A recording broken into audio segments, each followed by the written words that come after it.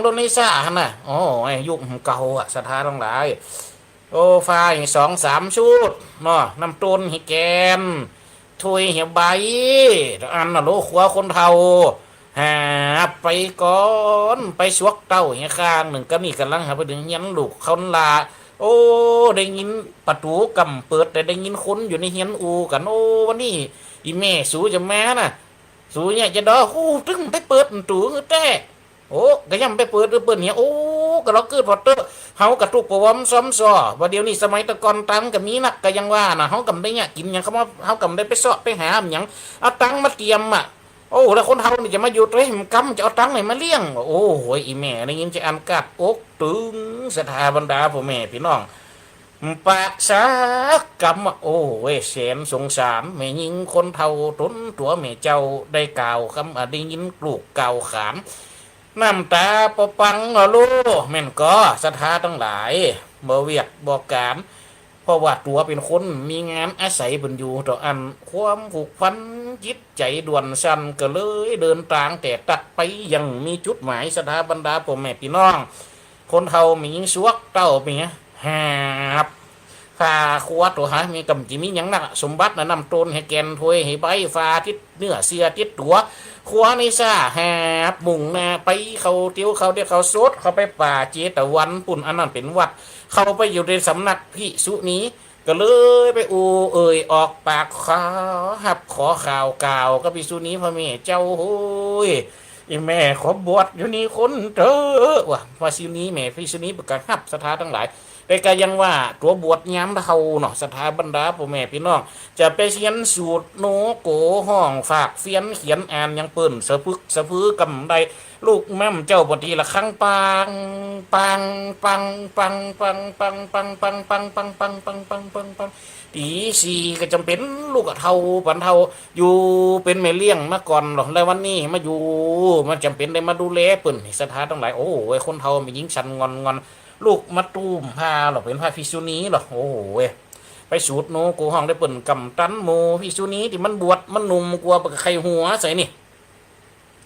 แม่แต่สามาลินลีที่หันใส่กันยังไข่หัวใส่โมเดเป็นละอ่อนนะโอ้โหแม่หลวงมาบวชย้ำเขาเนี่ยยังกำบะจ้างเนี่ยโอ้โหหันกากความอินดูก็กลายเป็นความสังเวชโศกสลดเนี่ยสถานทั้งหลายสุดท้ายแม่เลี้ยงโสนาจากเป็นเลี้ยงโสนาเศรษฐีก็กลายเป็นพระนางโสนาสถาบรรดาพ่อแม่เป็นน้องเป็นตู้เจ้าตู้เจ้าฝ่ายไม่ยิงกับบวชก็เลยฮับอันที่เปิ่นการได้เปิ่นเนี่ยดีกว่าเฮาลูกเจ้าเฮาจะไปสูดโน้ก็ห้องได้เปิ่นกำตันเฮาจะไปบิณฑบาตได้เปิ่นกำไขไหวเพราะฉะนั้นอันใดที่เนี่ยคือกลายเป็นความสังเวชกลายเป็นภาระของเปิ่นนั่นบางเตียบางครั้งตู้เจ้าไม่ยิงตนอื่นกับบิณฑบาตมาฮือพ่องเพื่อเมื่อได้เป็นพระละก็เปิ่นเขาก็เลยไปอยู่ในห้องน้ำไปอยู่อาศัยอยู่ในห้องครัวคอยต้มน้ำคือพระภิกษุหมู่บรรดาภิกษุนี้ที่เปิ่นคอยปฏิบัติคอยเป็นอันมีบามีแห้งความไปบิณฑบาตมาฮืออิจนาแกกระจูมาต้มน้ำต้มหยังชงฮือไปสูดโนกุห้องเปิ่นกระวามเคยได้แต่มันได้ไปไหนแต่เปิ่นบิณฑบาตกระหมอกก็กินก็จะเป็นได้ปีกอะมาใจน้ำเพื่อเปิดนี่สถาบรรดาพ่อแม่พี่น้องเขากับมาแก้กับมานั่งแล้วนึกกึดหาสถาทั้งหลายเขาจะมาอยู่จีอีไปใดอย่างเขากับเท่าไปถึงวันเอาเพราะฉะนั้นเขาจะเนี่ยวิธีดอที่จะฮือรูปร่างกายย่างเขาเนี่ยที่มันเป็นอย่างเอี้ยมันจะหับใดกับการปฏิบัติฮือใดตัดสลู่เท่าละสะพัญญาฮือลุดปุ่นจากอาสวะกิเลสฮือใดกับเพศเป็นพระอรหันต์นี่ว่าโอ้คำจังได้ก็เลยตัดสินใจที่ฐานกับตัวไว้ซาทั้งหลายถ้าบับลุดปุ่นจากกิเลสอาสาวะก็จำขอเอ็นกายลงนอนแบบเนี้ยจะมานอนสักยังจะยืนจะเดินจะนั่งอันโอ้เต็มตัวเท่าเนาะแกกำหูจีเนี่ยจะได้ก็เลยอธิษฐานยังดีกว่าไปตายมันได้เฮาถ้าว่ามันได้เป็นอรหันต์นี่มาบวชอยู่นี่พ่อเท่าพ่อแก่ก็ดีมันดีจะมาตายมันได้เพราะฉะนั้นมาเดินว่ะเดินจงกรมขั้งแรกๆก็เดินไปในหูขัวนะเอาเขาตัวเท่าอย่าเชฟ่องตกฟ่องเต่าฟ่องมูนะมาตักน้ำกับมาหันใส่โอ้ปุ่นดีอินดูปุ่นดีสังเวชปุ่นดีสงสารกันเอาโหกำนันปุ๊บเพียมมือได้เต่าเนี่ยจะได้เอาเจียกมัดแขนตัวเก่านี่มือติดกับ เสาของห้องน้ำห้องครัวนะเดินพัดหมุนเอาเนี่ยศรัทธาทั้งหลายจนค่ำคืนนั่นเปิ่นมาต้มน้ำตลอดแกก็เฝ้าน้ำไปจนค่ำคืนนั่นแกก็เดินจงกรมไปจะเอาอันนั้นเอาอะไรหันได้ค่ำคืนนั่นครับใดอะจนต้องเกิดความท้อแล้วนะขณะเอาเจียกมัดมือเซไปปุ๊บกันลุกขึ้นมาอยู่เซไปปุ๊บตกลงไปกับเสตียกับเขนมันโดนมัดติดเกาเสาไว้เนาะกับห้อยตรงโต้ยอะกะโอ้พอจะท้อแล้วนะพอเกิดแมนบันดลในหัวใจละเพาะย่างเตอะแม่เฮ้ยย่างเตอะแม่เนอแม่กระเท่าร่างกายกับพวกแข็งแรงก็ยังกั้นใจขึ้นมาอยู่นะสถานไหนกั้นใจขึ้นมาแฮมหลอดนึงเนี่ยสถานทั้งหลายเนี่ยด้วยความพยายามเปิดถึงว่ามีไว้ใดใจไว้แห่งการศึกษาไว้แห่งการศึกษากับมิพระเสีคะต่ออันหูมันต้องศึกษาแฮมะนี่เขายังเป็นอาเสีคะอยู่โดจะเป็นจะต้องได้ศึกษาจะเท่าปันได้กระตามเตปันได้ยังเป็นอาเสีคะเขาก็ยังนี่อยู่โลสุดท้ายพระพุทธเจ้าตอนนั้นนั่งเพ่งยามผู้ไผ่หูจะได้ตัดสรู้ก็อยู่ตกเขาคิดชะกูดปุ่นน่ะฮับหูถึงดวงจิตอันแน่วแน่อันจริงจังอันเอาปิ่นเอาตายเพื่อจะได้คลายอาสวะกิเลสออกจากจิตใจก็เลยดลบันดาลเหมือนประดุจจะดังศรัทธาทั้งหลายมายืนส่องนาของพนางโสนาเถรีนี่มานี่ส่งกระแสจิตมากล่าวประโยคเลยนะศรัทธาบรรดาพ่อแม่พี่น้องพระพุทธองค์กล่าวประโยคที่ว่าโยจะเป็นคาถาตัวโยจะวัดสตังชีเวเนี่ยศรัทธาทั้งหลายโยจะวัดสตังชีเวโยจะวัดสตังชีเวผู้ใดมีความเพียรพยายามมั่นคงเห็นความเกิดขึ้นและเสื่อมไปแห่งสังขารชีวิตของผู้นั้นแม้นเกิดเพียงวันเดียวยังประเสริฐกว่าชีวิตตั้ง100 ปีของผู้ไม่เห็นธรรมนั้นโอ้ศรัทธาทั้งหลายกล่าวขึ้นมาตัวเอียโลพระพุทธเจ้าทรงกระแสจิตมาหาพระนางโสนาเถรีพระนางโสนาเถรีก็ใจกำเนี่ยพิจารณาญาติโยมทั้งหลายหลังจากพิจารณากรรมหมู่นี่แล้วศรัทธาบรรดาญาติโยมพ่อแม่พี่น้องรุ่งสางรุ่งเจ้าของวันนั้นพระนางโสนาเถรีก็ทลักพญาได้เป็นสาวกผู้บรรลุอรหันต์ฝ่ายพระภิกษุณีนี่ศรัทธาบรรดาพ่อแม่พี่น้องลูกมาเหมือนเจ้าก็ยังทำหน้าที่ของตัวเก่าคือดีที่สุดตักน้ำต้มน้ำเฝ้าน้ำห้อนถวายแกพระภิกษุณีลูกปืนโอ้ขอเจริญพรคุณโยมไพศาลจ้ะคุณโยมจ้าอันนี้คุณโยมไพศาลคุณโยมทั้งหลายตัดผลได้ตักถามนมัสการมาตั้งเฟซบุ๊กไล่นะครับวันนี้เปิดกระตักถามเขามาแต่เขาหลายคนเขาฟังนี้เขาฟังทานวิทยุ FM 106.50นะครับที่ทุกเจ้าได้เกาะต่อลิงก์จากรายการจากลิงก์วิทยุนะครับ106.50ของวัดบรรพตสถิตวิทยุขึ้นลำปางเขานะครับขึ้นสีขาวของชาวลำปางเขาได้ปะปบกันวันนี้เนี่ยสถาบรรดาผมแม่พี่น้องพระนางโสนาเถรีก็ได้หับเอตทัคคะจากพระพุทธเจ้าสถาบรรดาพ่อแม่พี่น้องได้หับจากเอตทัคคะจากพระพุทธเจ้าเป็นผู้ปรารภความเพียรเนี่ยเป็นผู้ยิ่งกว่าพระภิกษุณีทั้งหลายในด้านผู้ปรารภความเพียรเนี่ยสถาบรรดาพ่อแม่พี่น้องได้หับเอตทัคคะจากพระพุทธเจ้าสถาทั้งหลายพระภิกษุณีลูกนี่โดเอาลองคือปัตเตอร์ขณะปิ่นมาบวชย้ำเท่ายังได้ตั้นได้หับเอตทัคคะจากพระพุทธเจ้าขณะศรัทธาทั้งหลายมีไผเนอที่อายุเขาจะแก่เกินเฮียนอายุจะแก่เกินปฏิบัติอายุจะแก่เกินการได้รับได้รู้ได้หู้ในทางธรรมกราบได้ก็ตามเหมือนกับคาถาที่พุทธเจ้าได้กล่าวไว้ตะกี้แก่พระนางโสนาเถรีศรัทธาบรรดาพ่อแม่พี่น้องวัดโยจะวัดสตังชีโวผู้ใดมีความเพียรพยายามมั่นคงเห็นความเกิดขึ้นและความเสื่อมแห่งสังขารชีวิตของผู้นั้นเพียงแค่วันเดียวก็ยังประโยชน์กว่าชีวิตตั้ง100 ปีของผู้ไม่เห็นธรรมนั้นเนี่ยศรัทธาทั้งหลายแสดงว่าการหันธรรมเนี่ยเกิดขึ้นได้ถ้าว่าเขาตั้งใจ นี่มันสักจริงนี่สถาบันดาพ่อแม่พี่น้องว่าจะอายุเท่าใดถ้าบุญสมปานเฮาถึงบุญสมปานเฮาปอเฮาลังจะได้ไม่พอยังยิบปานเฮาก็จะเข้าถึงในจัวตัวนั้นเนี่ยเพราะฉะนั้นสถาบันดาพ่อแม่พี่น้องในโลกนี่มีหยังแน่นอนสักอย่างกูสิ่งกูยังเกิดขึ้นตั้งอยู่ดับไปมาเป็นธรรมดาเนี่ยพระพุทธเจ้านะก็เลยฮือเอตทัคคะเปิ่นว่าเป็นผู้ปรารภความเพียรนะแก่พระนางโสนาเถรีนี่นะก็ได้ห้าบยกย่องคือเป็นพระนางโสนาเถรีคือเป็นผู้เจ้านะครับภิกษุณีนะตีได้ห้าบเอตทัคคะเนี่ยสถาบันดาพ่อแม่พี่น้องเดวนาผู้เจ้าก็พยายามจะเอาเรื่องของตั้งพระภิกษุณีและพระภิกษุสงฆ์สาวกและสาวิกาเข้ามามาเล่ามาคือคณะสถาบันดาพ่อแม่พี่น้องเขาได้ฟังกันนะเป็นช่วงระยะเวลาตีเขามาปุ๊บกันในรายการFM 106.50นะวัดวันพุธสถิตนะของทุกวันของทุกเมื่อนะที่เขาได้มาปักมาปุ๊บกันในมือยามนี่เพราะฉะนั้นสถาบันดาพ่อแม่พี่น้องสำหรับในช่วงเถรประวัติของพระศาสนาของพระสงฆ์องค์เจ้าและพระภิกษุณีที่ด้วยเจ้าได้เล่ามานี้ก็เป็นส่วนหนึ่งในรายการของวันนี้ที่เขาได้ปุ๊บได้ปะกันต่อไปเขาก็จะเอาดีมันข้างขึ้นดีมันเหลือจากชั่วโมงก่อนๆเขามามาจามาพัฒนาคือคณะสถาบันดาอีปออีเมสาธุชนคนชาวพุทธเขาได้ฟังที่เขาได้มาห่มกันฟังรายการนี้ ดีครับไปติดข้างไว้เพราะนั่นเขาได้มาตึกที่ว่าไข่นี่หัวกัวค้อนไข่นี่กัวห้อนแม่นก็สถาบันดาพ่อแม่พี่น้อง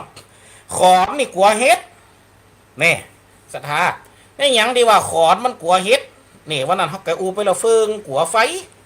ไก่กัวจอนละอ่อนกัวไม่แซ่คนเก่าคนแก่กัวโหกัวลุ่มกัวเต้าบะเป้ากัวมีดก้องกีดกัวจ้างดูการกัวหมอดบานอดกัวนกฟ้าปุกกัวปุ๊ดสมุดกัวเล็กจานน้อยน้ำกัวแม่ไม้ไฟนี่กัวไฟ ไข่นี่กัวห้อนขอนนี่กัวเฮ็ดขอนนี่ถ้ามีเฮ็ดนี่สถานทั้งหลายอายุมันนึงไกลแล้วนะถือว่ามันไกลจะพวกละเพราะเฮ็ดนี่มันเป็นเชื้อราชนิดหนึ่งที่มันซึกซึมเข้าอยู่ในเนื้อไม้ตราบใดก็ตามสถาบันดาพ่อแม่พี่น้องที่เฮ็ดยังอยู่แสดงว่าขอนนั่นมันมีความห่างตีเชื้อราเขาสามารถไปอยู่อาศัยสามารถไปดูดกินน้ำเลี้ยงในตัวขอนตัวนั้นได้ไปดูดกินเชื้อราเพราะฉะนั้นขอนตัวนั้นก็นับวันถอยหลังเด้อสักไหนเขาไปฟอดขอนเฮ็ดล้มนี่เขาอย่างแบ่งกันนี่แม่นก็สถาทั้งหลายโอ้มันอยู่ได้มันจิประเมินแต่ว่าลองเกิดว่าเด้อแต่ถ้าว่าขอนได้ติ่มมีเฮ็ดเขาไปฟอดอย่างกับขอนไม่ดูบางเตี่ยบางครั้งเอานอนดินหันกึ่งดึงยังอยู่หันต้มเดียวอันนี้เจริญพรคุณแม่ยมเหรียญบันแสนต่อแบงเหนือเนอะแม่ยมเรือนเจริญพรไม่เรือนไหนจ้าพระอาจารย์เจ้าเจริญพรดีเนอไอ้ยินชัดดีก่อว้าวชัดเจนดีขึ้นจะยังเป่าเก่า14ยังเป่าแลแม่ขจานเจ้าแม่ขจานเนาะขึ้นแม่ขจานสาธุสาธุสาธุสาธุว้าวสาธุเจ้า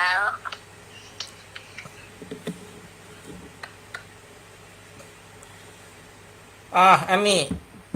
ก็ไม่ย้ายเดียนเนาะเปิดกระโทรถามเขามาฮือกำลังอกฮือกำลังใจอันนี้เปิดกระฟังเดี๋ยวไปตลอด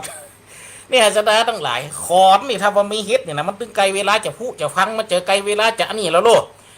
แต่ถ้าว่าถ้าเป็นขอนได้กระตามติ่มมีเฮ็ดก็อยู่เมืองนั้นกึ่งดึงทองแกะทองแกนนี่กับขอนไม่ดูขอนไม่ยังนี่เฮ็ดมันออกหรอตึงยังว่าเนื้อขี้เหอะถมเน้นถมนะใบไม้กองกอปอปกมดโตทาไฟไม้มันก็ระวังหือดีสถาทั้งหลายมันก็ย่อมจะเสื่อมไปตามวันเวลาของมันห้ามเสื่อมย้อนเฮ็ดมันก็เสื่อมย้อนไฟสิ่งที่จริงเนี่ยคือขอนมันพวกมันฟังมันหายไปได้กันหนึ่งกับมีไฟ2กับมีเฮ็ดเนี่ยสถาทั้งหลายขอนได้ที่มีเฮ็ดคนกับไปใจโฟ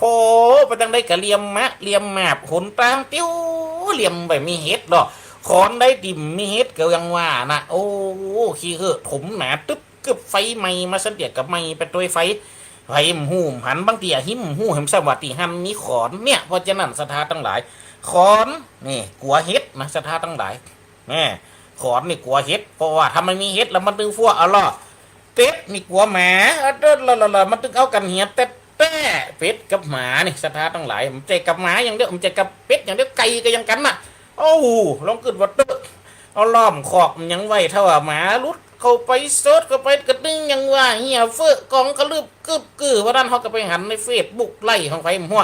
โอ้เพิ่นก็วางว่าน้ำหมาเพิ่นโดนยาเบี้ยวหรอเพิ่นก็มาอู้โอ้คนเฮากับย้อนฮักนะย้อนหามาเลี้ยงอู้กันดีๆก็ได้อย่าไปเบี้ยหมาเฮาหยังเห็นหรอเพิ่นก็อู้อันนั้นนะศรัทธาทั้งหลายเนี่ยว่าลองคือเพราะสองสิ่งนี่มันเกิดมาเป็นสัตว์หมานี่มันมีเจือสัญชาตญาณนักสู้นักปราบนักฆ่าอยู่ในเจือของมันเป็ดนี่มันจะว่าอ่านว่าอีมันเป็นสัตว์ที่ยังว่านะมันตุนมันโลนจ้าเพราะมันอาศัยอยู่กับน้ำบางเตือถ้ามันมีน้ำมันก็จะไปเปิงเนาะ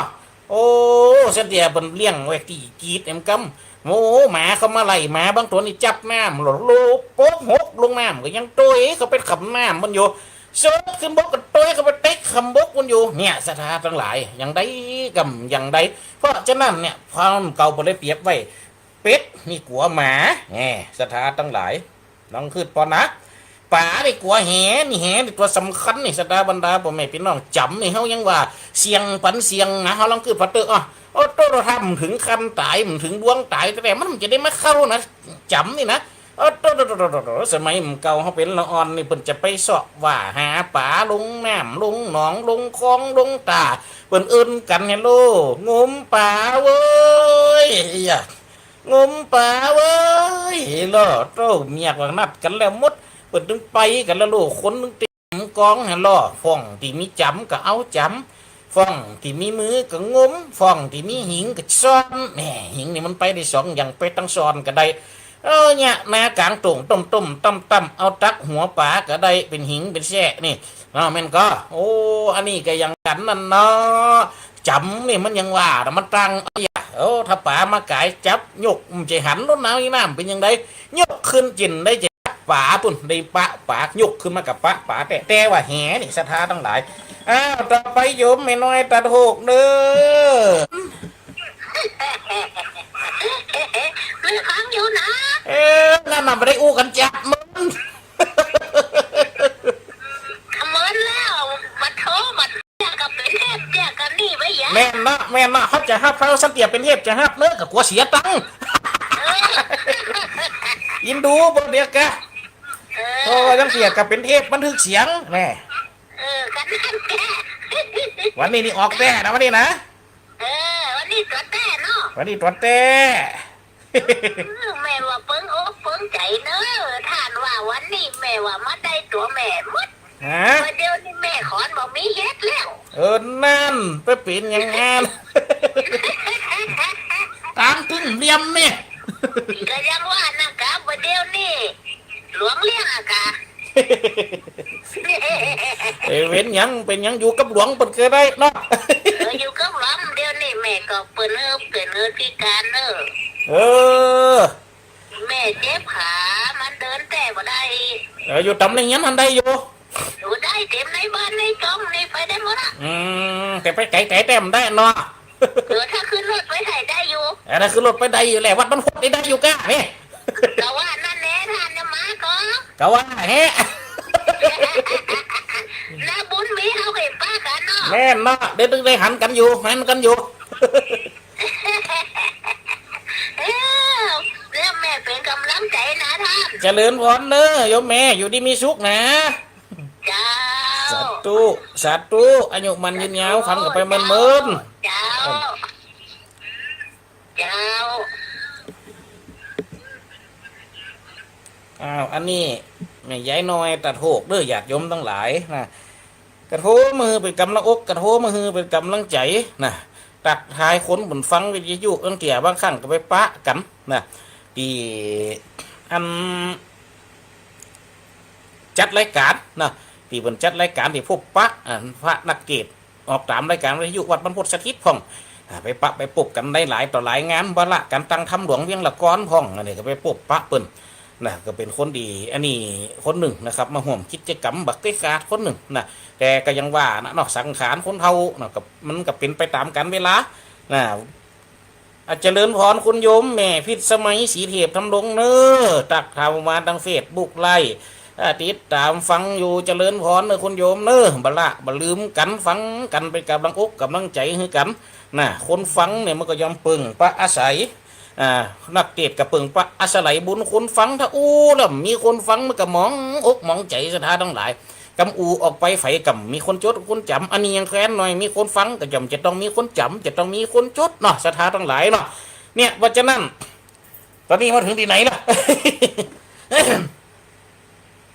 เฮ็ดนี่กลัวขอนศรัทธาแล้วก็ขอนนี่กลัวเฮ็ดเป็ดกลัวหมาเนี่ยป่านี่กลัวแหเพราะว่าแหนี่มันตอดซุ่มลงไปโลดศรัทธาทั้งหลายจะอยู่ขนาดใดก็ตามบางเตียบางครั้งเปิ่นตอดเปิ่นปุ๊กเปิ่นละไว้ป่ามันก็อยู่ในปูเร่มจะเหมือนก็ย่อมจะต้องออกมาหายใจถอดกายออกมาหายใจเสียเตียกำจะได้ปุ้นแหสกำมาติดแหเนี่ยศรัทธาทั้งหลายป่านี่กลัวแหแหนนี่กลัวหมูไทยตั้มหันฝั่งแหนนี่ศรัทธาทั้งหลายโอ้คนเฮาแกนี่หันหมดก็รุ่นยุกดุนี่ยังตั้มหันอยู่นะมันจะออกตามน้ำแม่นี่โอ้มาเป็นจังว่าน่ะถ้ามันนาห้อนนี่เปิดเอามาคือหมูกินนะศรัทธาทั้งหลายยุคเก่านี่เปิดกลัวหมูห้อนโลเปิดว่ามันเป็นยาเย็นเป็นผืดเย็นมันเป็นผืดน้ำนี่ศรัทธาทั้งหลายยาเย็นนี่ว่าเป็นของที่คนเฮากินได้ก็มีหยังพ่องผำนี่ก็แม่นนะเปิดถือเป็นยาเย็นก่อนนะไข่เป็ดนี่ก็ถือเป็นยาเย็นเพราะเป็นสัตว์ที่อยู่กับน้ำนี่ดูมันใจอุ้มได้นะบอกเฮ็ดทำหายาบ่นะวันนี้ บอกเฮ็ดทำหายาบ่นะศรัทธาทั้งหลายผำไก่เป็ดนี่เปิดถือเป็นยาเย็นเหมือนกันนะแหนนี่ก็ยังกันยังเอาไว้เลี้ยงอันหมูยุคเก่านี่ตู้เจ้าหันโอ้ปหลวงแม่หลวงเปิดไปนี่เอาขอจากนี่เนาะไปกิ้วมาอยู่ตำน้ำตาเนี่ยไปดูไปลุกมาไปดึงมาก็ยังว่านะผมมีหอยน้ำคันกามีปูในน้อยซุนนี่นะนี่แหนนี่นะยุคเก่านี่จังอยู่ตำน้ำตานี่นักโลศรัทธาทั้งหลายน้ำตาแม่สวยนี่มันเดียวมันหันเหรอไปอยู่ในหูให้มดแหนนี่ป้องของเปิดห้องเป็นสาลายหางกระลอกอยู่มันจะแม่นก็แม่นหูและสมัยเตียนถ้าเป็นแหนแดงอย่างเดียวนี่มันใจถ้าแหนแดงนี่มันติดมันเป็นผืนเจริญพรไม่ยายพรร่องวัดแดงเนอเจริญพรแม่พระเจ้าอยู่พระเจ้าจุกแล้วก็มาเปิดแล้วได้ยินตั้งเก้าคำได้ยินกันได้ยินตั้งเก้าได้ยินสักคำแหละได้ยินมาเกินกะเอาพวกเกินกลางอะกะฝนตกกันทั้งปุ่นมานี่นี่มันตกก็มันชื้นวันนี้ตกแหละมันชื้นมันตกมันชื้นบ้านเฮาเฟดกะบ้านเฮาเฟดตะกี้กระตกเห็นน้อยเดียวตกหนักชอบว่าแล้วโจ้เลยตะกี้นี่ตกเก่านะตกน้อยดังบ้านเฮานะดังเจ้าห่มไหมตกน้อยตกหนักนี่ยังเปิดพัดลมไงดินี่ก็เปิดไปกันอ่ะดิตกนี่ได้ดับห้อนสักหน่อยตะกี้นะตกนี่มันได้วันก็ห้อนแม่นอ่ะวันก็ห้อนมาสการเจ้าสาธุเด้อเอาสถาบรรดาผมแม่พี่น้องเนาะอันนี้ก็ไม่ย้ายฟ้อนล่องหัวแดงเมืองจังไงบ่โทรเข้ามานี่สถาต้องหลายตั้งบ้านปุ่นฝนตกหรือปุ่นว่า2 วันละตั้งเฮากันแล้วตะกี้ตกมาสวดสิหายตั้งได้เยี่ยมหูมึงมีหนออย่าเขาก็เอาไปฝอให้กำตะกี้นะแล้วก็ทำพอดีใจอ่ะก็นึกว่าจะตกหนักสักกำเนี่ยสถาตั้งหลายแหนนี่กลัวหมูพอประจักษ์มันคือหมูหรอแหนนี่อย่าซิบหายก็ย้อนหมูเนี่ยสถาตั้งหลายงูนี่กัวค้อนมันตึงอย่างว่าละเนอถ้าว่างูกัวจรในสมากจะเป็นโอ้เจริญพรคุณโยมเจริญพรจ้าอดีตกับคุณโยมไพศาลรัตนวงศ์กุลบัตรเฟซบุ๊กไล่ในคณะสัทธาญาติโยมทั้งหลายนะครับวันนี้ที่เปิดฟังตักมาตั้งเฟซบุ๊กไล่นี่ก็มีจากคุณโยมไพศาลนะแล้วก็คุณโยมแห่งท่านหนึ่งเปิดกระตักมะม่วนครับทุกปีเปิดกระตักมานี่แหละคุณโยมแม่ฟีดสมัยนะแฮมคนหนึ่งแล้วก็คุณโยมปอกไฟสารตักมาแฮมหลอบหนึ่งอุดมปึกกระพึกฟังภาษาพอคุณโยมเหมือนเป็นคนผักกลางไงสถานทั้งหลายนะครับวันนี้นะซึ่งอาตมาภาพได้ออกเนี่ยหลังจากอาตมาภาพนี้ก็จะมีแฮมโตนหนึ่งเป็นคอมมาคันท่านพระอาจารย์สเวตหรือว่าสถานสนีกาหลงนี่จะออกไปแฮม แฮมคืนหนึ่งให้คืนเนี่ยได้จะออกเลื่อนเวลาไปแฮมน้อยหนึ่งวันนี้คงจำไม่ออกนะพอเปิด5 นาทีไปเตะนะเสียงเป็นม่วนกว่าเขาโลเนอะเปิดไปเตะนะบันแถวดังบันผสมควันบอกกันวะนี่น่าอันนั้นเป็นเจตเสียงเนาะของเขานี่เป็นเตะบรรยายเนี่ยสถาบันดาผมแม่พี่น้องนะครับอย่างกับวันนี้เอาได้มาปะปุ๊บกันตอนนี้กับเวลานี่เป็นเวลาในการคอนเลยนะญาติโยมทั้งหลายเป็นเวลาคอนเข้ามาละพอแฮมจากนี้ไปแฮมกี่นาทีอัตมาภาพก็ต้องมอบเว้นเกณฑ์นาทีนี่คือผู้จัดรายการผู้ต่อไปเป็นผู้ทำหน้าที่นะเผยแผ่ธรรมะต่อไปนะงูนี่กลัวค้อนสถานทั้งหลายมันแต่งูนี่กลัวค้อนงูนี่เป็นสัตว์ชนิดหนึ่งที่มันไม่ปิดกระตามที่มันเกิดมาเนี่ยสถานทั้งหลายมันหับหน้าที่ยังหับหน้าที่ที่เหมือนเปิ่นนั่นนะเกิดมาลักษณะนั้นทั้งเพราะมันมีอยู่2อย่างมันก็มีปิดแล้วก็มีปิดส่วนมากคนเขาจะระแวงมัดโดยเฉพาะยังหยัดโยมทั้งหลายงูสิงเนี่ยเขามาเป็นอินดูแต่บางคนบางท่านนี่หูเหมาะเกิดว่างูปิดค้อนหยอกไปก่อนนะเนี่ยค้อนบุ๊บไปก่อนนะเนี่ยเราเกิดบัตเตอร์เพราะว่ายังเป็นการป้องกันตัวสัญชาตญาณของคนหรอสัญชาตญาณของสัตว์ก็เช่นเดียวกันก็ย่อมจะต้องป้องกันตัวงูชนิดมันจะกลัวค้อนถ้าว่าจอนที่มันจังพิษก็คืองูจงอางกับงูเห่าบนเนี่ยแต่ยังเช่นงูยังบ้องนะสมัยตะกอนนี่งูคอแดงมันเขานี่นักนะเดียวนี่เปิ่นมายืนยันว่างูคอแดงนี่เป็นสัตว์ที่มีพิษไปเห็นละเนี่ยสถานหลายสัตว์ปิดเคี้ยวหลังนะผมว่านะงูคอแดงเนี่ยสมัยตะกอนมันเขานี่นักหันโอ้มให้มันนี่เป็นละออนเอาไปหันใส่โอ้โตกินเขียดพ่อง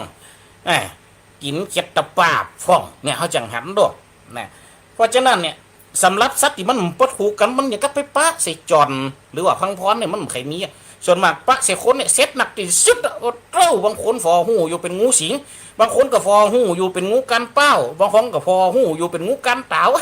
กันเต่ากับกันเป้าอย่างนี้กันกับฝนอ่องเนาะโอ้เนี่ยสถานทั้งหลายหันแล้วปุ๊บมันจะเหลียมันจะไหวเหรอนะคนเฮาเนี่ยนะเดี๋ยวก็เอาปืนมากินผมมันก็ตามปืนนะเนาะพอยากกับกินมาแล้วก็มันก็หังล้ำเฮียโลเมนูคนเมืองอย่ากินมดอยู่เนี่ยเอ็นก็ก็ว่าไฟมันได้เพราะฉะนั้นเปิดเลยบอกว่างูนี่จะกลัวค้อนเขาไปฟอดเตองูกันเป้านี่นะถ้าเขากำค้อนมามันจะแกงตายทันทีเลยผู้เจ้าหันกับตามซะมะมีหันเตือหนึ่งมันออกมามันขึ้นอยู่บนวิหารวัดตุกก็เลยนะมันสอบกินหนูอ่ะยุคนั้นมันมีแมวเหรอหนูนะโอ้ปรากฏว่างูกันเป้าตัวเจ็ดไงสถานไหนปทรมะเต่าแขนเพราะมีงูตัวได้ไงตัวอีกับเดี๋ยวงูกันเป้าเนี่ยเพราะไอ้ยังมันไงมันอยู่วัดถ้ามันอยู่ตั้งนอกก็ตายแล้วกะนี่นะบุญมันอยู่วัดมันลำออกไปไหนเรางูตัวนี้นะโอ้ไม่พี่กระหันอยู่เต็มหมูเนี่ยไม่พี่กระหันอยู่เต็มหมูเนี่ยเพราะว่าอย่างสถานทั้งหลายมันปลอดไฟอย่าเขตอภัยอย่าทานน่ะไฟกระตึ้งเนี่ยอย่างมันละโลกมันก็บางในก็ยังกันยังบางในเนี่ยกระลอกบินเนี่ยเต้าของวัดห้วยแหนเท่านี้นี่ป่ากลางเมืองนะวัดห้วยแหนเท่านี้นะมีก็ไม่หนักกำแล้ววัดห้วยแหนดิเต้าว่าบานแหวกมุดปิ่นดอยอยู่นี่สัตว์นักสถานอะไรไก่ปลาลูกไก่ปลายังมีนะกูเตียโอ้เขาหันเขาใจมันดีไปนี่จิตใจเขาฟอไปนี่ได้3-4 วันละเพราะมันได้ยินเสียงขันโอ้มันได้ยินตะกี้นี่โอ้ใจโล่งละแสดงว่ายังอยู่บัดตายไก่ปลาเนี่ยอยู่กับวัดเท่านี้มาหลายปีละโอ้ตั้งแต่สมัยใดสมัยเดิมละก้านะหลวงพ่อจะอาวาสก็เป็นคนจิตใจเมตตาเจ้าท่าทั้งหลายแง่ทุกสิ่งทุกอย่างมีหมดนะเอาลองเกิดพอตึกวัดตัวแหนเท่านี้นี่แลนก็เคยมีนะสถานทั้งหลายแม่แต่มีอยู่เตือนหนึ่งมีหมูป่าก็ยังเคยเข้ามามีห้อยบุญห้อยซุนอยู่ตามหลังวัดเท่านี้มีอยู่ดูสถานทั้งหลายถ้าคนจิตใจบะมีเมตตานี่สัตว์เหล่านี้ยุ่มได้อย่างวัดห้วยแหนเขาสวดตลอดสวดมนต์แผ่เมตตาสัตว์ต่างๆนะตลอดเนี่ยสถานทั้งหลายสัตว์เหล่านี้ก็อยู่ในตะกี้เนี่ยเขาขึ้นอยู่บนวิหารเพื่อจะไปเปิดไฟปรากฏว่าได้ยินเสียงไก่ปลาตอนนั้นปิกมาขันอยู่โอ้ท่านนี่หายไปหลายวันแล้วนะปิกมาขันอยู่โอ้เนี่ยสถานทั้งหลายแสดงว่ายังอยู่นะแต่มันบินได้ละนะทุกเจ้าไปหันละแสดงว่าแกละบินมันค่อยจะขึ้นละบินมันค่อยจะขึ้นละเนี่ยสถานทั้งหลายงูจะกลัวค้อนจอนกลัวตังฟังฟ้อนนี่ตังนี่คืออันยางชนิดหนึ่งหรอที่มีผสมของเปิ่นจี้ได้ตึงซัดหน่อยจี้ได้ตึงซัดไงจักจันกะตักแตนกะจะจี้ได้กะย่อนตังเนี่ยจอนก็เช่นเดียวกันโอ้บางเตี่ยไปโดนขนลุดมดเนอะบางเตี่ยเขาหันนี่นะสถานหลายก็เพื่อยังเพื่อมาให้เอาชีวิตบางเตี่ยบางครั้งมันมาปนชีวิตซัดเลี้ยงหรอนะบางคนบางท่านกับปองกันตัวมันก็ธรรมดาสถานทั้งหลายเนาะสตังนี่กลัวคนเนี่ยมันจะเตะก็มันแต่คนเขาเนี่ยนะโอ้ที่เป็นจ้างเก็บมันก็ตึงจ้างเก็บที่เป็นจ้างใจก็ตึงจ้างใจฟ้องกระจ้างใจมันจ้างเก็บฟ้องกระจ้างเก็บ ก็บจางใจเพราะฉะนั้นสองสิ่งนี้มันต้องไปด้วยกันสถาบรรดาพ่อแม่พี่น้องเพราะฉะนั้นที่ตัวเจ้าอูมานี่ก็สมควรแก่เวลาแล้วนะเพราะจะหมดเวลาแล้วมันจะแหมกี่วินาทีหันเพราะฉะนั้นเขาก็เลยงดการโทรให้ก่อนเพราะฉะนั้นตัวเจ้าก็จะขอกล่าวกับอำลาในเวลาที่มันเหลือเพียงเศษเสี้ยวเนี่ยสถาบรรดาพ่อแม่พี่น้องเพราะฉะนั้นที่ได้อูได้จ๋าได้พัฒนามานี่ก็สมควรแก่เวลาแล้วเนออันใดดีสถาก็เก็บไว้